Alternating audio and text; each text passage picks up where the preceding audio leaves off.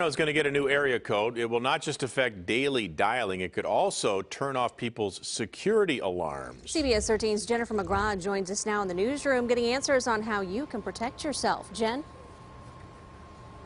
Sam and Adrian, apparently Sacramento's growing at such a rapid rate that they're out of 916 numbers. So a lot's going to change. You dialing the telephone, any automated system, including alarm systems like we have here in West Sacramento.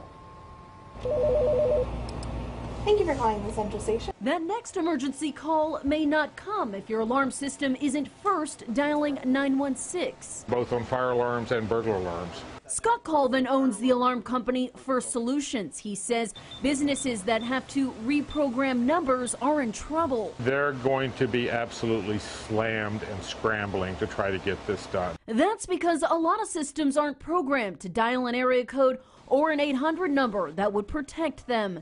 The new 279 area code goes into effect August 12th. That means you and your systems have to first dial 916. They just flat ran out of phone numbers in 916 area code. So this is the alarm monitoring central station. Tim Sproul owns and operates the 911 dispatch center for more than 100 alarm companies here at Total Monitoring Systems, and says thousands of customers will be affected. If their panel isn't updated or replaced, you're going to find out they no longer have protection. Front door, garage door. So how do you know if your system is programmed? The homeowner or the business is not going to know until after the change.